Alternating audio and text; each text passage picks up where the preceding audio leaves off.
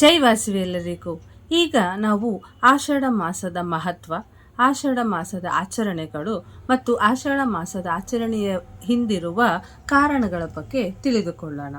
ಮೊದಲಿಗೆ ಆಷಾಢ ಮಾಸ ಯಾವಾಗ ಬರುತ್ತೆ ಅಂದರೆ, ಆಷಾಢ ಮಾಸ ಅಂತ ಯಾವ ಮಾಸಕ್ಕೆ ಅವರು ಹೇಳಲ್ಪಟ್ಟಿದ್ದಾರೆ ಅಂದರೆ, ಪೌರ್ಣಮಿ ದಿನ ಚಂದ್ರ ಯಾವ ನಕ್ಷತ್ರಕ್ಕೆ ಹತ್ತಿರವಾಗಿರುತ್ತಾನೋ ಮತ್ತು ಯಾವ ನಕ್ಷತ್ರದಲ್ಲಿ ಇರುತ್ತಾನೋ ಆ ಒಂದು ಆಧಾರದ ಮೇಲೆ ಈ ಆಷಾಢ ಮಾಸ ಅನ್ನೋದು ಹುಟ್ಕೊಂಡಿದೆ. ಅಂದರೆ ನಾವು ನೋಡೋದಾದರೆ, ಚಂದ್ರನು ಯಾವಾಗ ಉತ್ತರಾಷಾಢ ಮತ್ತು ಪೂರ್ವಾಷಾಢ ಹತ್ತಿರ ಇರುವಾಗ ನಾವು ಆ ಮಾಸವನ್ನು ಆಷಾಢ ಮಾಸ ಅಂತ ಕರಿತೀವಿ. ನಮಗೆ ತಿಳಿದಂಗೆ ನಾವು ಆಷಾಢ ಮಾಸದಲ್ಲಿ ಯಾವುದೇ ಫಂಕ್ಷನ್ ಆಗಲಿ ಶುಭ ಕಾರ್ಯ ಆಗಲಿ ಮಾಡೋದಿಲ್ಲ. ಇದನ್ನು ಯಾವ ದೇವರು ಸಹ ಸ್ವೀಕರಿಸೋದಿಲ್ಲ. ಆದರೆ ಈ ಥರ ಯಾಕೆ ನಾವು ಯಾವುದೇ ಶುಭ ಸಮಾರಂಭನ ಆಚರಣೆ ಮಾಡೋದಿಲ್ಲ ಅನ್ನೋದಕ್ಕೆ ಕಾರಣ ಇದೆ. ಅದ್ರ ಬಗ್ಗೆ ಈಗ ತಿಳಿದುಕೊಳ್ಳೋಣ. ಆಷಾಢ ಮಾಸದಲ್ಲಿ ನಾವು ಯಾವುದೇ ಶುಭ ಸಮಾರಂಭ ಯಾಕೆ ಮಾಡೋದಿಲ್ಲ ಅನ್ನೋ ಕಾರಣ ಈಗ ತಿಳ್ಕೊಳ್ಳೋಣ. ಹಿಂದಿನ ಕಾಲದಲ್ಲಿ ಎಲ್ಲರೂ ಕೃಷಿಕರಾಗಿದ್ದರು.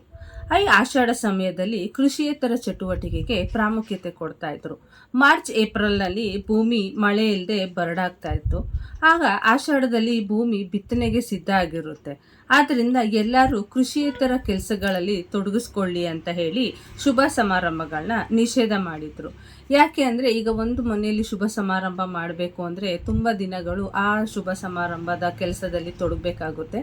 ಹಾಗಾಗಿ ಯಾವುದೇ ಶುಭ ಸಮಾರಂಭನ ಬೇಡ, ಕೃಷಿಯೇತರ ಚಟುವಟಿಕೆಗೆ ಮಾತ್ರ ಮೀಸಲಿರಲಿ ಆ ಸಮಯ ಅಂತ ಆಷಾಢ ಮಾಸದಲ್ಲಿ ಯಾವುದೇ ಶುಭ ಸಮಾರಂಭ ಮಾಡ್ತಾ ಇರಲಿಲ್ಲ. ಮತ್ತು ಈಗ ಹೊಸದಾಗಿ ಮದುವೆ ಆಗಿರೋರು ಗಂಡ ಹೆಂಡತಿ ಒಟ್ಟಿಗೆ ಇರಬಾರ್ದು, ಅತ್ತೆ ಮನೆಯಲ್ಲಿ ಸೊಸೆ ಇರಬಾರ್ದು ಅನ್ನೋ ಕಾರಣ ತಿಳ್ಕೊಳ್ಳೋಣ. ಯಾಕೆ ಅಂತಂದರೆ, ಅವಳು ಆಗ ತಾನೇ ಮದುವೆಯಾಗಿ ಬಂದಿರ್ತಾಳೆ. ಸೊ ಕೆಲಸಗಳು ಜಾಸ್ತಿ ಇರುತ್ತೆ. ಯಾಕಂದರೆ ಕೃಷಿಯೇತರ ಚಟುವಟಿಕೆಗಳಿಗೆ ಗಂಡ ಆಚೆ ಹೋದ್ಮೇಲೆ ಹೆಂಡತಿಗೆ ಮನೆಯಲ್ಲಿ ತುಂಬ ಕೆಲಸ ಇರುತ್ತೆ. ಸೊ ಅವಳು ಆ ಮನೆಯನ್ನು ನಿಭಾಯಿಸೋಕ್ಕೆ ಸ್ವಲ್ಪ ಟೈಮ್ ಬೇಕಾಗಿರೋದ್ರಿಂದ ಅವಳನ್ನ ತವ್ರ ಮನೆಗೆ ಕಳಿಸುತ್ತಾರೆ. ಈಗ ಇನ್ನೊಂದು ಕಾರಣ ಏನಕ್ಕೆ ಗಂಡ ಹೆಂಡತಿ ಒಟ್ಟಿಗೆ ಇರಬಾರ್ದು ಮದುವೆ ಆದ ಮೊದಲನೇ ವರ್ಷದಲ್ಲಿ ಅಂತಂದರೆ, ಹಿಂದಿನ ಕಾಲದಲ್ಲಿ ಮದುವೆ ಆದ ವರ್ಷದಲ್ಲೇ ಅವ್ರಿಗೆ ಮಗು ಮಾಡ್ಕೊಳ್ಬೇಕು, ಮನೆಗೆ ಸಂತಾನ ಪ್ರಾಪ್ತಿ ಆಗಬೇಕು ಅಂತ ಹಿರಿಯರು ಹೇಳ್ತಾ ಇದ್ರು. ಹಾಗಾಗಿ ಆ ಆಷಾಢ ಮಾಸದಲ್ಲಿ ಗಂಡ ಹೆಂಡತಿ ಸೇರಿದ್ರೆ ಮಗು ಬೇಸಿಗೆ ಕಾಲದಲ್ಲಿ ಆಗುತ್ತೆ. ಆಮೇಲೆ ಆ ಬಾಣಂತನದಲ್ಲಿ ತುಂಬ ತೊಂದರೆ ಆಗುತ್ತೆ ಮತ್ತು ಏರುಪೇರಾಗುತ್ತೆ ಅನ್ನೋ ಕಾರಣಕ್ಕೆ ಗಂಡ ಹೆಂಡತಿಯನ್ನು ಸೇರೋದು ಬೇಡ ಅಂತ ಹೇಳಿ ಹಿರಿಯರು ಆಗ ನಿಶ್ಚಯ ಮಾಡಿದರು. ಮತ್ತು ಅತ್ತೆ ಸೊಸೆನೂ ಅಷ್ಟೇ ಒಂದೇ ಮನೆಯಲ್ಲಿ ಇರಬಾರ್ದು ಅನ್ನೋ ಥರ ಹೇಳ್ತಾ ಇದ್ರು. ಏನಕ್ಕೆ ಅಂದರೆ, ಆಗ ತಾನೇ ಅವಳು ಹೊಸದಾಗಿ ಮದುವೆಯಾಗಿ ಬಂದಿರ್ತಾಳೆ, ಅಡ್ಜಸ್ಟ್ ಆಗಬೇಕು ಅಂದರೆ ಸ್ವಲ್ಪ ಸಮಯ ಬೇಕಾಗಿರುತ್ತೆ. ಈಗ ಮನೆಯಲ್ಲಿರೋರೆಲ್ಲ ಕೃಷಿಯೇತರ ಚಟುವಟಿಕೆಗೆ ಹೋದಾಗ ಮನೆಯಲ್ಲಿ ಬೇರೆದೇ ಒಂದು ರೀತಿಲಿ ಇಬ್ರಿಗೂ ಮಿಸ್ಅಂಡರ್ಸ್ಟ್ಯಾಂಡಿಂಗ್ ಆಗೋದು ಬೇಡ. ಅಷ್ಟೇ ಅಲ್ಲದೆ ಈ ಆಷಾಢ ಮಾಸ ಶುರುವಾದಾಗ ದಕ್ಷಿಣಾಯನನೂ ಸಹ ಶುರು ಆಗುತ್ತೆ ಅಂತ ಹೇಳ್ತಾರೆ.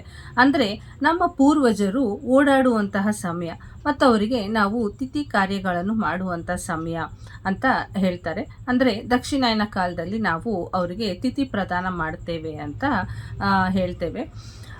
ಮತ್ತು ನಮಗೆ ಗೊತ್ತಿರೋ ಹಾಗೆ ದಕ್ಷಿಣಾಯನದಲ್ಲಿ ಏನಾದರೂ ಪ್ರೆಗ್ನೆಂಟ್ ಆಯಿತು ಅಂತಂದರೆ ಆ ಮಗುಗೆ ಏನಾನ ಎಫೆಕ್ಟ್ ಆಗ್ಬೋದು ಅನ್ನೋ ಒಂದು ಕಾರಣಕ್ಕೋಸ್ಕರ ಗಂಡ ಹೆಂಡತಿ ಸೇರಬಾರ್ದು ಅಂತ ಹೇಳಿ ಆ ಹೆಣ್ಣು ಮಗಳನ್ನು, ಹೊಸದಾಗಿ ಮದುವೆಯಾಗಿ ಬಂದ ಹೆಣ್ಣು ಮಗಳನ್ನು ಅವರ ತವರು ಮನೆಗೆ ಕಳಿಸ್ತಾರೆ. ಮತ್ತು ಆಷಾಢ ಮಾಸದಲ್ಲಿ ಪೂಜೆ ಪುನಸ್ಕಾರ ಏನಕ್ಕೆ ಮಾಡಬಾರ್ದು ಅಂತಂದರೆ, ಭಾಗವತ ಸ್ಕಂದ ಪುರಾಣ ಪ್ರಕಾರ ಆಷಾಢ ಮಾಸ ಮತ್ತು ಪೌಷ್ಯ ಮಾಸನ ಶೂನ್ಯ ಮಾಸ ಅಂತ ಕರಿತೀವಿ. ಆ ಒಂದು ಸಮಯದಲ್ಲಿ ವಿಷ್ಣುಮೂರ್ತಿ ಮಲಗಿರ್ತಾರೆ. ಸೊ ಆ ಮಾಸದಲ್ಲಿ ಪೂಜೆ ಪುನಸ್ಕಾರ ಅಷ್ಟು ಶ್ರೇಷ್ಠ ಅಲ್ಲ ಅಂತ ಹೇಳ್ತಾರೆ. ಈಗ ತೊಲಿ ಏಕಾದಶಿ ಅಂದರೆ ಪ್ರಥಮ ಏಕಾದಶಿ ಆಚರಣೆ ಬಗ್ಗೆ ಏನಕ್ಕೆ ಆ ದಿನ ಹುಟ್ಟಿಕೊಂಡಿತ್ತು ಅನ್ನೋದ್ರ ಬಗ್ಗೆ ಈಗ ನೋಡೋಣ. ವಿಷ್ಣುಮೂರ್ತಿಯಿಂದ ಮುರ ಅನ್ನೋ ರಾಕ್ಷಸ ವರ ಪಡೆದು ಎಲ್ಲ ಮನುಷ್ಯರಿಗೆ ಹಾಗೂ ದೇವತೆಗಳಿಗೆ ತುಂಬ ತೊಂದರೆ ಕೊಡ್ತಾ ಇದ್ದ.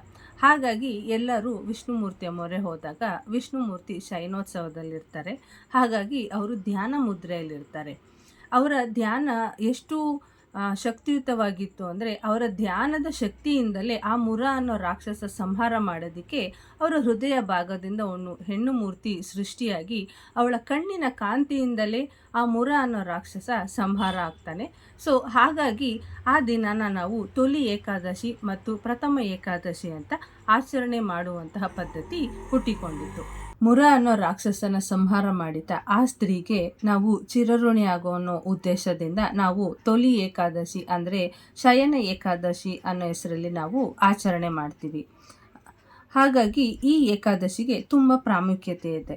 ಅಂದರೆ ಈ ಏಕಾದಶಿ ದಿನ ಉಪವಾಸ ಮಾಡಿದಾಗ ನಮಗೆ ತುಂಬ ಶಕ್ತಿ ಬರುತ್ತದೆ ಮತ್ತು ನಾವು ಆ ಒಂದು ದಿನ ಉಪವಾಸ ಮಾಡಿದಾಗ ಯಾವ ಒಂದು ಹೊತ್ತಲ್ಲಾದರೂ ನಾವು ಮಾಡಿದರೆ ಅವತ್ತು ಸ್ವರ್ಗ ಪ್ರಾಪ್ತಿಯಾಗುತ್ತೆ ಅನ್ನೋ ನಂಬಿಕೆ ಇದೆ. ಹಾಗಾಗಿ ಈ ಏಕಾದಶಿ ದಿನದಲ್ಲಿ ನಾವು 5 ಜ್ಞಾನೇಂದ್ರಿಯ 5 ಪಂಚೇಂದ್ರಿಯಗಳೆಲ್ಲ ಹತೋಟಿಗೆ ತಂದು ನಮ್ಮ ಮನಸ್ಸು ಏಕೀಭಾವಕ್ಕೆ ತಂದು ದೇವರ ಹತ್ತಿರ ಆ ಒಂದು ದಿನ ಸಮಯ ಕಳಿಬೇಕು ಅಂತ ಏಕಾದಶಿಯ ಪ್ರಭಾವ ಬೀರುತ್ತೆ ಅಂತ ಹೇಳ್ತೀವಿ. ಮತ್ತು ದ್ವಾದಶಿ ಸಮಯದಲ್ಲಿ ನಾವು ಉಪವಾಸವನ್ನು ಮುರಿತೇವೆ. ಮತ್ತು ಏಕಾದಶಿ ದಿನ ನಾವು ಜಾಗರಣೆ ಮಾಡಿ ದೇವರ ಪಾರಾಯಣ ಮತ್ತು ಭಾಗವತ ಪಾರಾಯಣ ಸಹ ಮಾಡಿದ್ರೆ ಅಷ್ಟೇ ಪುಣ್ಯ ನಮಗೆ ಆ ಏಕಾದಶಿ ದಿನ ಸಿಗುತ್ತೆ ಅಂತ ಒಂದು ಪ್ರತೀತಿ. ಹಾಗೆ ಇನ್ನೊಂದು ಪ್ರಾಮುಖ್ಯತೆ ನಾವು ಆ ತೊಲಿ ಏಕಾದಶಿ ಅಂದರೆ ಪ್ರಥಮ ಏಕಾದಶಿ ದಿವಸ ಏನು ಅಂತಂದರೆ, ಹೊಸದಾಗಿ ಮದುವೆ ಆಗಿರೋ ಹೆಣ್ಣುಮಕ್ಕಳು ಅವರು ತವ್ರ ಮನೇಲಿ ಇರ್ತಾರೆ. ಅವರ ಗಂಡ ಅವರ ಅತ್ತೆ ಮನೇಲಿ ಇರೋದ್ರಿಂದ ಆ ಹೆಣ್ಣು ಮಗುವಿನ ತಂದೆ ತಾಯಿ ಆ ಗಂಡನಿಗೆ ಅವರು ಆಹಾರ ಪದಾರ್ಥಗಳು ಮತ್ತು ತರಕಾರಿ ಹಣ್ಣುಗಳು ಮತ್ತು ಗಾಳಿಪಟವನ್ನು ಸಹ ತೆಗೆದುಕೊಂಡು ಹೋಗಿ ಹೊಸ ಅಳಿಯನಿಗೆ ಕೊಡ್ತಾರೆ. ಈ ಏನಕ್ಕೆ ಶುರು ಆಗಿದೆ ಹಳೆ ಕಾಲದಿಂದ ಅಂತಂದರೆ, ನಾವು ಆ ತೊಲಿ ಏಕಾದಶಿ ದಿನ ನಾವು ಏನೇ ಒಂದು ಕೃಷಿಯೇತರ ಚಟುವಟಿಕೆಗೆ ಅಂತ ನಾವು ಆಹಾರ ಪದಾರ್ಥಗಳನ್ನ ನಾವು ಎಲ್ಲ ತಂದಿರ್ತೀವೋ ಅದನ್ನೆಲ್ಲ ನಾವು ಅಳಿಯನಿಗೆ ಕೊಟ್ಟು ಅಭಿವೃದ್ಧಿ ಆಗಲಿ, ಅಳಿಯನ ಮನೆ ಅಭಿವೃದ್ಧಿ ಅಂದರೆ ಮಗಳು ಕೊಟ್ಟಿರೋ ಮನೆ ಅಭಿವೃದ್ಧಿ ಆಗಲಿ ಅಂತ ನಾವು ಅಳಿಯನಿಗೆ ಅದನ್ನು ಏಕಾದಶಿ ಗಂಪ ಅಂತ ನಾವು ಕರಿತೀವಲ್ಲ, ಅದನ್ನು ನಾವು ಅಳಿಯನಿಗೆ ಕೊಟ್ಟು ಬರಬೇಕಾಗಿ ಆ ಒಂದು ಆಚರಣೆ ಆಗ್ಲಿಂದನೂ ಬಂದಿದೆ. ಆಮೇಲೆ ಎಲ್ಲ ಆಹಾರ ಪದಾರ್ಥ ಹಣ್ಣು ತರಕಾರಿ ಗಾಳಿಪಟ ಎಲ್ಲ ಕೊಡ್ತೀವಿ. ಆದರೆ ಉಪ್ಪು ಮತ್ತು ಎಣ್ಣೆಯನ್ನು ಕೊಡೋದಿಲ್ಲ. ಉಪ್ಪನ್ನ ಯಾರಿಗೂ ನಾವು ದಾನ ಮಾಡಬಾರ್ದು. ಹಾಗೆ ಎಣ್ಣೆಯನ್ನು ಕೊಟ್ಟರೆ ಜಗಳ ಆಗುತ್ತೆ ಅನ್ನೋ ಒಂದು ಕಾರಣಕ್ಕೆ ಅದೆರಡು ಬಿಟ್ಟು ಮಿಕ್ಕ ಆಹಾರ ಪದಾರ್ಥಗಳನ್ನೆಲ್ಲರೂ ನಾವು ಅವ್ರಿಗೆ ಕೊಟ್ಟು ಬರ್ತೀವಿ. ಅದನ್ನು ನಾವು ಏಕಾದಶಿ ಗಂಪ ಅಂತ ಕರಿತೀವಿ. ಹಾಗಾಗಿ ಗಾಳಿಪಟ ಏನಕ್ಕೆ ಕೊಡ್ತೀವಿ ಅಂತಂದರೆ, ಈಗ ನಾವು ಗಾಳಿಪಟನ ಸಂಕ್ರಾಂತಿ ದಿನ ಸುಗ್ಗಿ ಅಂತ ನಾವು ಆಚರಣೆ ಮಾಡ್ತೀವಿ. ಹಾಗೆ ಅಳಿಯ ಮಗಳ ಜೀವನದಲ್ಲೂ ಗಾಳಿಪಟ ರೀತಿಯಲ್ಲಿ ಅವರು ಸುಗ್ಗಿಯ ಆಚರಣೆಯಂಗೆನೆ ಅವರ ಜೀವನ ಸುಖಮಯವಾಗಿರಲಿ ಅಂತ ಹೇಳಿ ನಾವು ಅವ್ರಿಗೆ ಅದನ್ನು ಕೊಡ್ತೀವಿ. ಮತ್ತು ನಾವು ಆ ಏಕಾದಶಿನ ನಾವು ಯಾವ ಥರ ಅಂದರೆ, ಒಂದು ಸಿಹಿಯನ್ನು ತಿಂದು ನಾವು ಏಕಾದಶಿನ ಮುರಿತೀವಿ ನಾವು ಅಂತ ಒಂದು ಅದು ಆಚರಣೆ ನಮಗಿದೆ. ಇದಿಷ್ಟು ನನಗೆ ತಿಳಿದಿರುವಂತಹ ಏಕಾದಶಿ, ತೊಲಿ ಏಕಾದಶಿ ಅಂದರೆ ಪ್ರಥಮ ಏಕಾದಶಿ ಮತ್ತು ಆಷಾಢ ಮಾಸದ ಆಚರಣೆ. Thank you.